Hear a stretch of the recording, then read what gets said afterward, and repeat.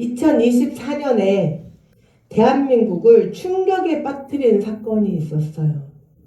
어마어마했어요. 그게 무슨 사건이었을까요? 삼성전자 출신 반도체 공정 전문가 최모 씨가 중국 기업의 20나노 D램을 그 핵심 공정 기술을 유출한 혐의로 체포되었어요. 그는 삼성 반도체에서 오랫동안 일하면서 쌓아온 기술적 노하우와 설계 데이터를 기반으로 중국에서 자체 반도체 회사를 설립을 하려 했어요. 그런데 수사 결과 그가 확보한 자료와 설계 데이터에는 국내 기업의 핵심 반도체 공정 비밀이 다 포함되어 있던 것으로 드러났어요. 문제는 이것이 단순한 개인의 일탈이 아니라 한 사람의 욕심이 국가의 기술 안보와 산업 경쟁력 전체를 뒤흔든 사건이었다는 거예요. 그는 거액의 투자 제안과 더 큰 무대에서 일해보라는 유혹 앞에 스스로를 합리화했어요. 하지만 그는 결국 그 한 번의 결정으로 그가 넘긴 것은 단순한 기술이 아니라 그 안에 걸어온 시간과 수많은 동료의 신뢰, 그리고 평생 쌓아온 모든 것을 무너뜨렸어요. 그는 기술을 팔았다고 생각했지만 사실은 자신의 존재와 신뢰, 그리고 인생 전체를 내어준 것이었어요. 이들을 뒤흔든 돈의 유혹은 한순간이었지만 그 대가는 너무도 컸죠. 이 사건은 단지 기술 유출의 문제가 아니라 유혹의 본질이 얼마나 교묘하게 사람의 마음을 파고드는가를 보여주는 큰 신뢰였어요. 중국 기업들은 초호화 조건으로 우리나라의 기술자들을 불러들였어요. 집을 주고 자녀 교육비를 대주고 몇 배의 연봉을 약속했죠. 그런데 몇 년이 지난 후 이제 그들이 가지고 있는 기술을 다 빼앗고 나자 상황은 완전히 돌변을 했어요. 계약은 일방적으로 해지되고 약속했던 대우는 다 사라져버렸어요. 결국 그들에게 남은 것은 국가와 직장을 배신한 배신자라는 낙인과 함께 그들 역시 배신당했다는 사실이에요. 이것이 바로 마귀의 계략이에요. 우리의 이기적인 욕심, 우리의 악한 욕망을 자극하여서 온갖 유혹과 수단을 동원해서 우리를 끌어들이지만 그 끝은 언제나 지옥이라는 파멸의 결과일 뿐이죠. 삼손이 드디어 블레셋 딥나의 여인의 유혹에 이끌려서 이제 결혼을 하게 됩니다. 그런데 이때의 삼손의 결혼식은 아주 성대하게 열렸어요. 그런데 이 이스라엘 사람들은 결혼을 하면 일주일 동안을 놀아요. 피로연이 무려 일주일이에요. 그래서 이들의 풍습에 따라 신랑 친구, 신부 친구들이 모여서 함께 잔치에 참여를 했는데 이것은 단순한 사랑과 사랑의 결합이 아니었다는 거예요. 왜요? 민족이 달라요. 블레셋 여인과의 결혼은 이방과의 혼인이고 그 결혼식에는 이미 불편한 감정이 깔려 있어요. 삼손은 신랑이었지만 블레셋 사람에게 있어서 낯선 타인이 그들의 문화 속으로 들어온 것 뿐이에요. 그러나 결혼식의 흥을 돋우기 위해서 삼손은 그 자리에서 수수께끼를 냈어요.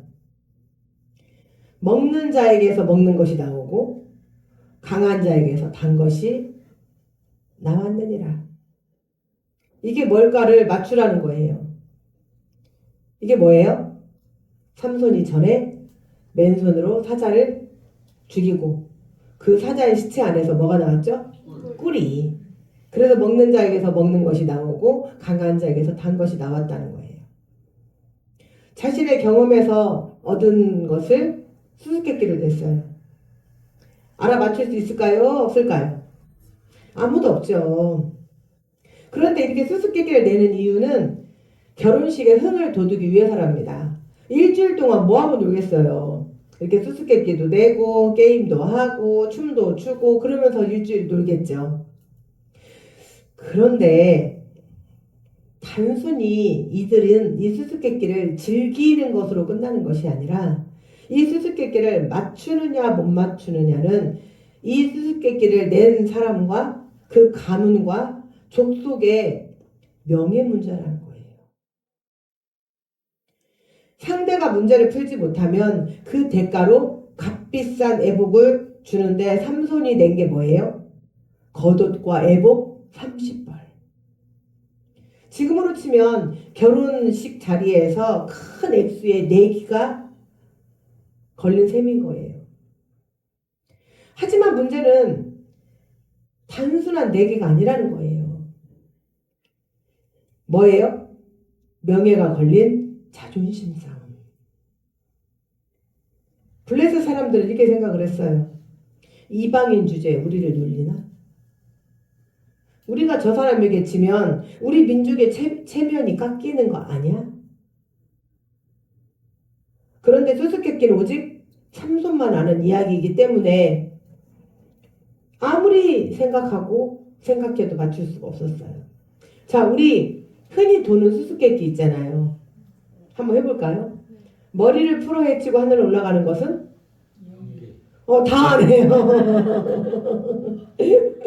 너무 쉬워요. 이렇게 우리가 흔히 아는 수수께끼들은 딱 하면 딱 맞춘단 말이에요. 그러면 재밌죠. 그럼 또 맞추고 저쪽에서 또 내고 이렇게 했겠죠.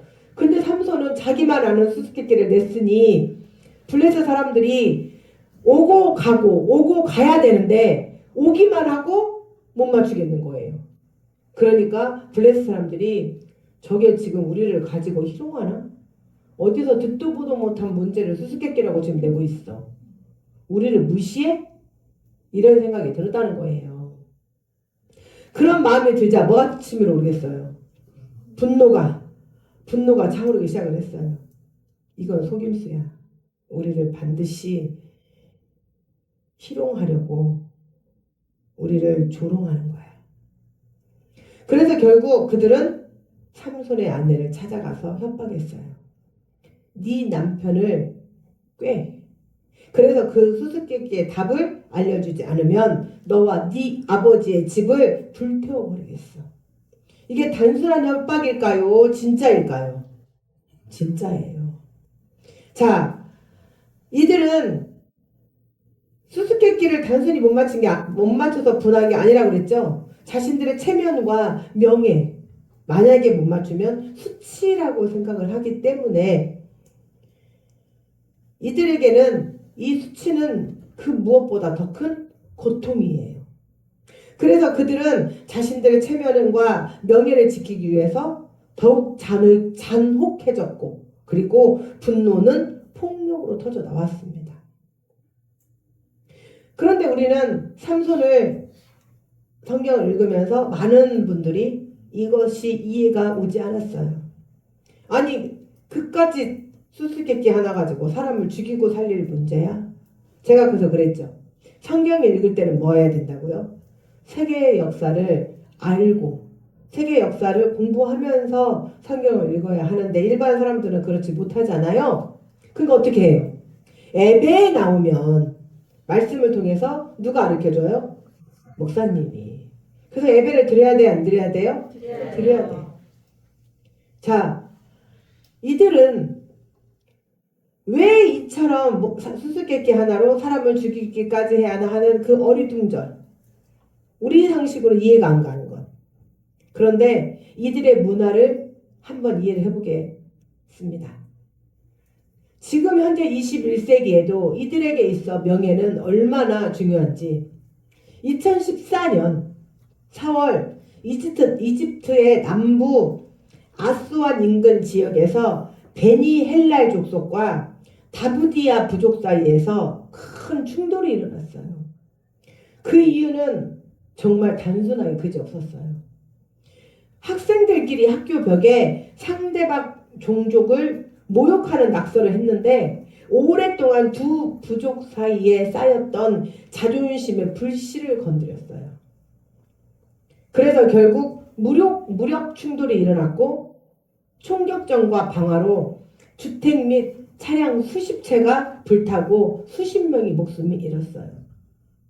단순한 학생 사이의 언쟁이, 단순한 학생 사이들의 장난이 아니라 자신들의 명예를 실추한 것에 대한 수치에서 온 보복심. 이들의 문화로는 도저히 용납이 되지 않았던 거예요. 이처럼 이들에게 자존심과 명예는 그들의 생명이었던 거죠. 오늘 본문의 블레셋 사람들도 그랬다는 거예요. 이러한 그들의 문화 속에서 그들의 수수께끼는 단순한 놀이가 아니에요. 자존심이 걸린 싸움. 또 더구나 블레셋 사람들은 오랜 세월 동안 이스라엘 사람들과 계속 어떤 관계? 대립 관계에 있었어요. 어쩌면 이게 꼭 이들만의 문제인가요? 우리의 문제이기도 하죠.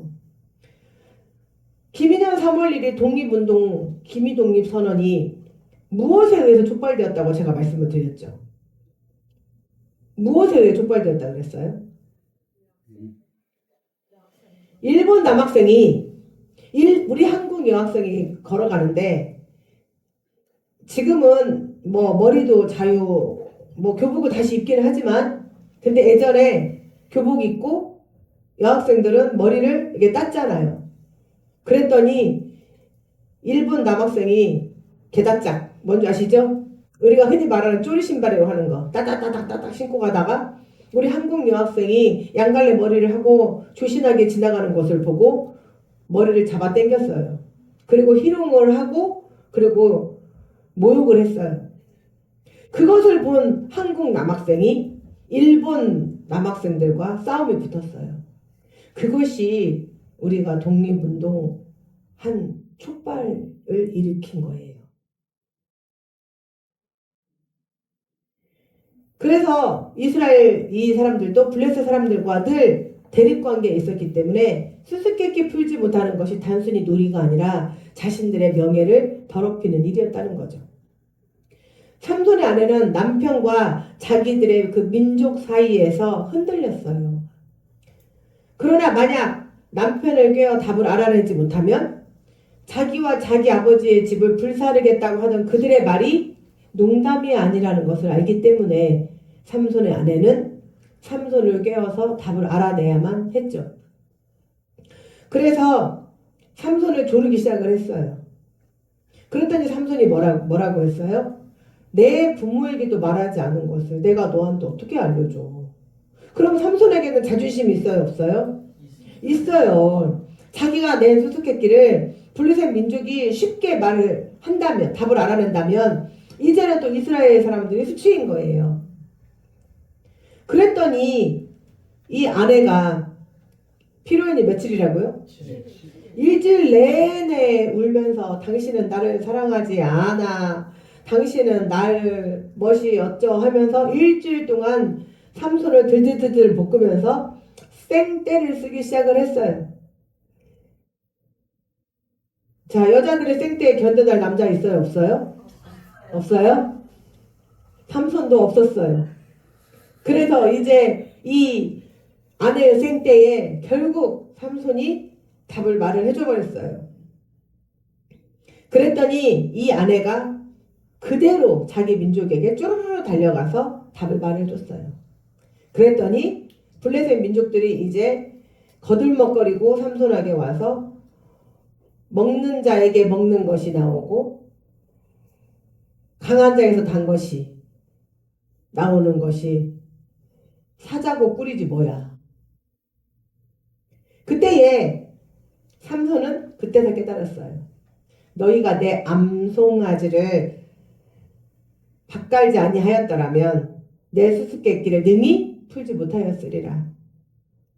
삼손은 믿었던 자기 아내의 꾀임에 빠져서 수수께끼의 답을 말했고 또 자기 아내를 깨워 답을 알아낸 블레셋 족속들에게 패배했죠. 그리고 자기 명예가 실추한 사실에 이제 반대로 삼손이 분노가 치솟았어요. 그러나 이미 삼손은 블레셋 족속들에게 패배한 후였고 그는 여인의 그 집요한 유혹에 넘어가고 말았던 거예요. 이 여자의 집요한 그 유혹은 영적으로 오늘날 우리 성도들을 넘어뜨려 하나님으로부터 떨어지게 만들려고 하는 악한 유혹을 상징을 합니다. 이 악한 영들은 하나님의 자녀들을 향해서는 끊임없이 끈질기게 집요하게 찾아와요.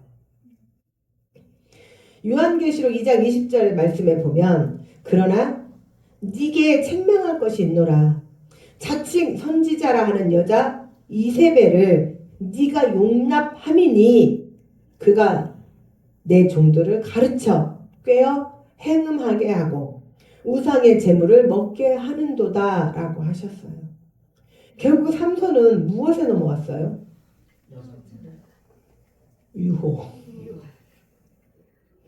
유혹에 넘어갔어요.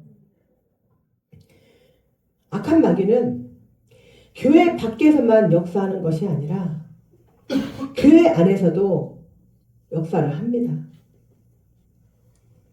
이 악한 유혹의 대명사인 이세벨의 꾀임은 여전히 작용을 해서 세상의 유혹과 죄를 들여보내어 하나님의 백성들로 하여금 세상 사람들과 다르지 않게 만들려고 해요. 이 이세벨은 단순히 여인의 이름이 아니에요. 교회를 무너뜨리려고 하는 영적 마귀라는 거예요. 이 여자의 방식은, 이 마귀의 방식은 강압이 아니라 꿰는 거예요. 달콤한 말과 교묘한 이유로 죄를 합리화하고 결국 하나님의 종들로 하여금 타락의 길로 걷게 만들죠. 또 이 악한 유혹과 악한 어둠의 영은 대놓고 죄를 짓게 하지 않아요. 오히려 믿음의 언어로 포장을 하면서 들어오는 말씀보다 자기 감정이 더 중요해요. 내 생각이 앞설 때 믿음보다 내 생각이 내 감정이 앞서면 마귀는 그때에 틈을 비집고 들어와요. 그리고 봉사와 섬김 앞에서는 각자의 이기적인 생각과 자기의 욕심을 앞세우죠. 자기 이익만을 추구하는 세상보다 더 못한 집단으로 교회를 전락시켜버려요. 그래서 세상 사람들이 교회 다니는 사람들이 세상보다 더 못하다고 하는 얘기를 하는 거예요. 결국 누가 만드는 거예요? 자기들이 만드는 거예요. 또한 타인의 말 한마디에 일희일비해서 예배를 멀리하고 그러면서 인정받고자 하는 심리는 더 강화시켜서 서로 자기가 더 인정받으려고 할 때 교회는 조용히 병들어가죠. 오늘날 세상의 교회가 그리스도의 권위가 무너지고 하나님의 존재하심이 땅에 떨어지는 이유가 마귀의 계략이에요. 그래서 세상에 많은 사람들이 교회 다니는 사람들이 세상보다 더 못한 집단이라고 하는 거예요. 그런데 결국은 누가 만들었다고요? 자기 자신들이. 너 때문이 아니고 나 때문이에요. 나 때문에. 자, 다 오른손 들어보세요. 나 때문입니다. 나 때문입니다. 안 하시는 분들은 누구예요? 입력하셔요. 나 때문입니다. 나 때문에. 나 때문에 교회가 병들고 나 때문에 그리스도인들이 얻어먹는 거예요. 그러므로 성도는 감정이 아니라 이제는 믿음으로 서야 돼요. 아멘. 사람의 말에 흔들리지 않고 말씀의 기준 위에 서야 돼요. 아멘. 교회가 교회답다는 것은 세상의 방식이 아니라 하나님의 말씀으로 서 있다는 뜻이어야 되거든요. 아멘. 그래서 우리의 모든 기준은 반드시 말씀만이 우리의 길이요 내 길의 빛이 되어야 합니다. 아멘. 어디에서든 섬김의 자리를 놓치지 말고 섬길 자리 있으면 섬김을 받으려 하지 말고 섬길 자리를 찾으셔야 합니다. 아멘. 말씀의 경계를 흐리지 말고 하나님 앞에서 우리의 신앙을 지켜야 합니다. 아멘. 그것이 이세벨의 시대를 이기는 교회의 모습이에요. 아멘. 하나님께 부르심을 받은 삼손도 한순간 방심해서 그 유혹에 빠져 약점이 드러나자 이세벨의 마귀의 게임에 넘어가 버렸어요. 그 결과는 참혹했죠. 하나님이 주신 능력의 방향을 잃어버리자 그 힘은 하나님의 영광을 위한 도구가 아니라 자신을 무너뜨리는 칼날이 되어버렸어요. 삼손은 자신이 블레셋 족속들에게 패배하여서 자존심이 상한 그 상처를 뭐로 풀었어요? 분노로. 그의 분노는 거칠 것 없이 폭발했죠. 그는 블레셋 사람들을 향해서 돌진했어요. 그의 힘은 이제 하나님의 은혜가 아닌 자기 분노를 표출하는 도구로 사용을 했습니다. 삼손은 자신의 힘을 다해서 블레셋 족속을 쳤고 그날 그는 30명을 죽여버렸어요. 이게 무슨 일입니까? 가장 아름답고 행복해야 할 자기의 결혼식에 30명을 쳐 죽였어요. 그 분노의 행동은 새로운 또 분노를 불러일으켰죠. 블레셋 사람들은 또 분노했고 그리고 이제 그 분노는 더 큰 피를 낳았어요. 유혹으로 이끌어진 마귀의 계략이 참혹하기 이를 데 없이 마귀의 계략대로 이루어졌습니다. 그리스 고대 시인인 호메로스의 서사시를 보면 오디세이아라는 책이 있어요. 책을 읽어보신 분들 한 번쯤 접해보셨을 줄 믿습니다. 여기에 보면 트로이 전쟁의 주인공인 오디세우스가 나와요. 이 오디세우스가 트로이 전쟁을 이긴 후에 이제 고향인 이타카로 돌아가는 바다를 항해하는데 이 오디세우스가 이런 소리를 들었어요. 바다를 항해하고 있으면 아름다운 노랫소리로 유혹해서 배의 방향을 잃게 하고 바위에 부딪혀 사람들을 다 죽게 만드는 사이렌이라고 하는 여자가 있답니다. 이런 전설을 듣고 이 오디세우스가 이 사이렌 소리를 못 듣게 하려고 이제 자기 부하들에게 조치를 취했어요. 이 사이렌은 원래 바다의 요정이었대요. 그런데 신을 거역하거나 인간을 타락시키려 한 죄로 저주를 받아서 절벽과 암초 근처에서 아름다운 노래로 항해하는 자들을 유혹하는 존재가 되었다고 해요.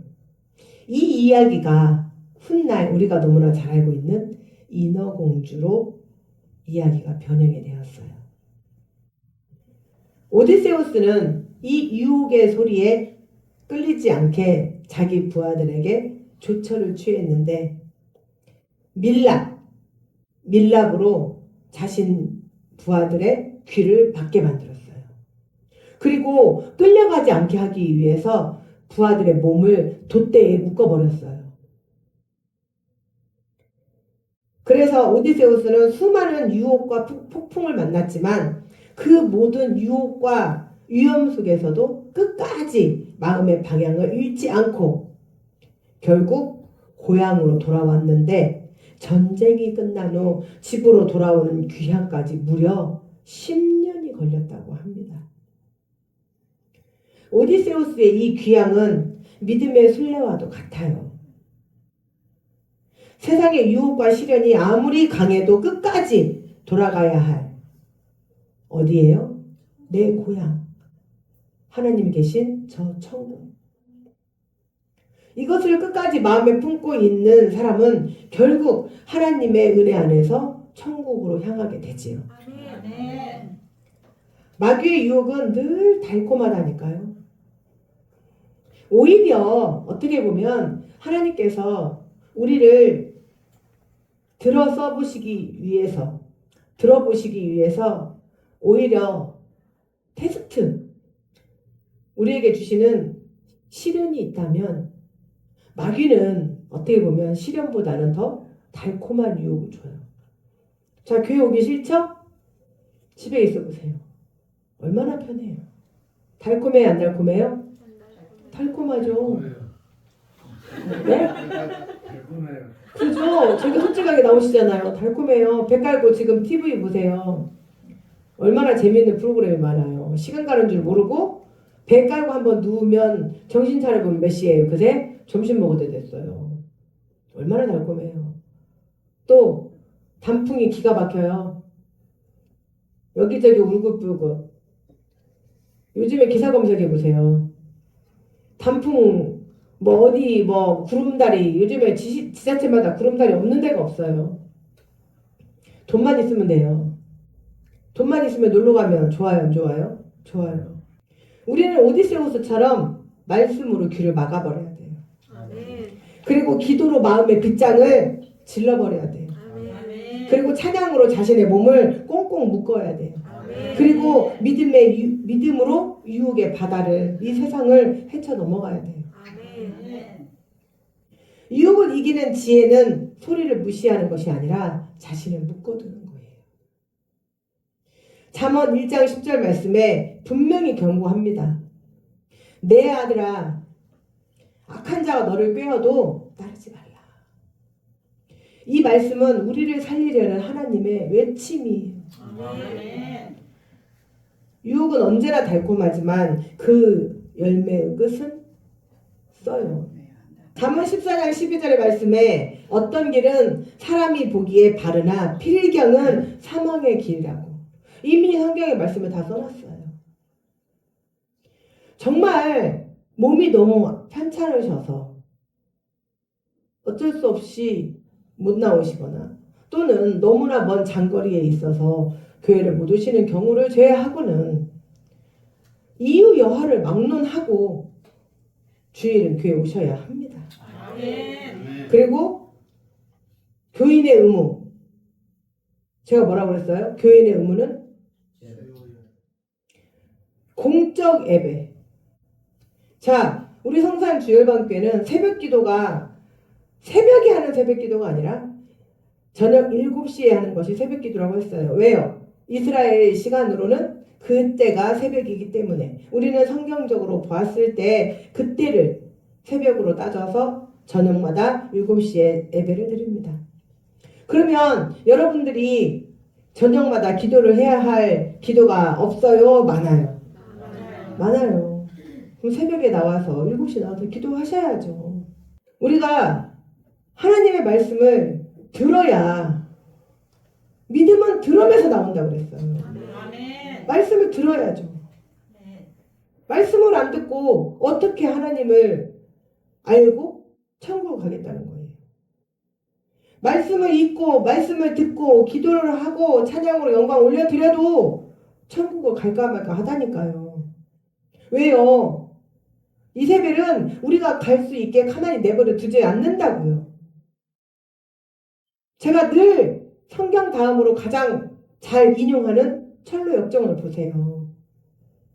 그 책을 읽어보시면 어떻게 돼 있어요? 맨 마지막에 정말 천국 문 앞에까지도 그 대왕마귀 아볼론이 나와가지고 그걸 칼 들고 서 있잖아요. 그게 바로 천국이에요. 결코 가기가 쉽지가 않은 곳이란 말이에요. 그런데 길을 알려주겠다는 길잡이도 없이 서울 가는데 길도 몰라. 이정표도 몰라. 내비게이션도 없어. 서울 갈 수 있어요, 없어요? 못 가요.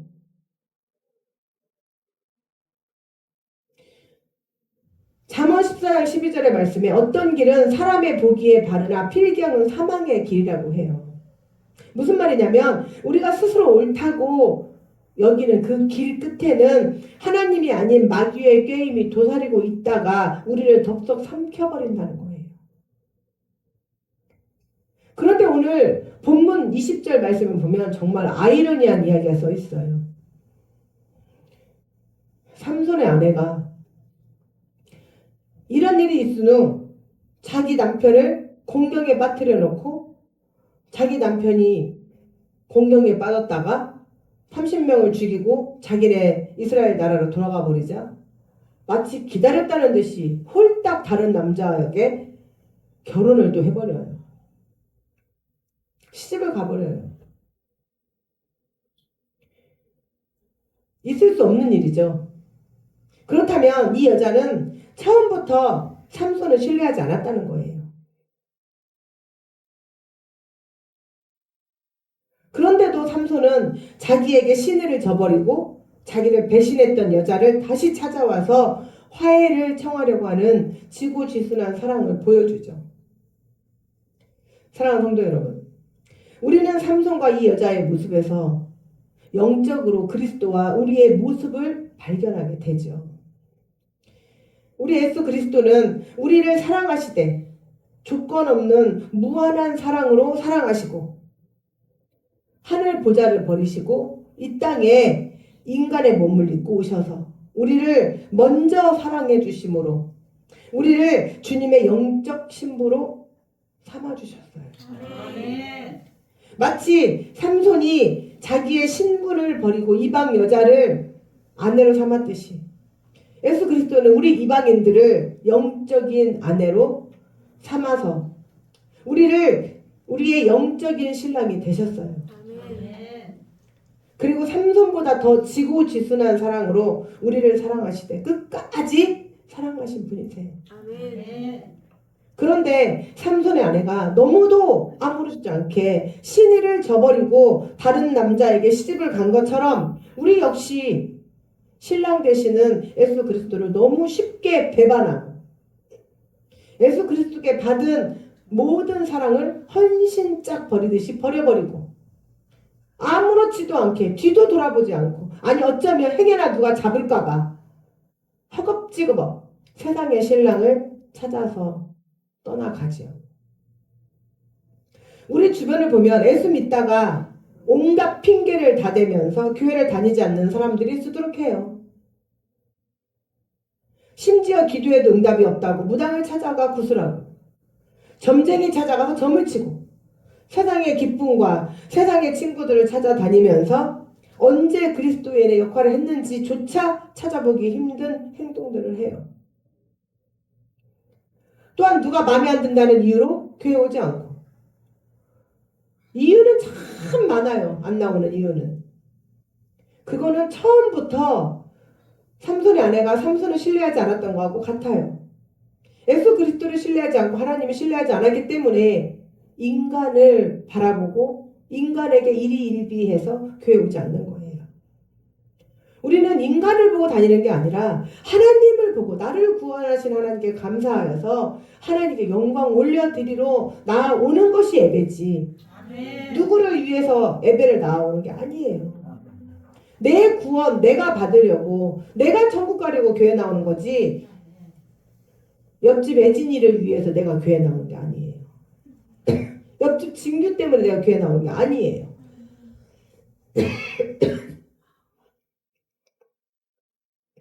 우리는 하나님의 은혜 가운데 얼마나 많은 사람들이 배신을 떡 먹듯이 하는지 그리고 마귀와 짝짝꿍되어서 그럼에도 불구하고 우리 신랑 되신 예수 그리스도께서는 마치 삼손이 지고지순한 사랑으로 그의 아내를 찾았듯이 우리를 찾아와서 우리 모든 죄와 허물을 용서해 주기를 원하셔요.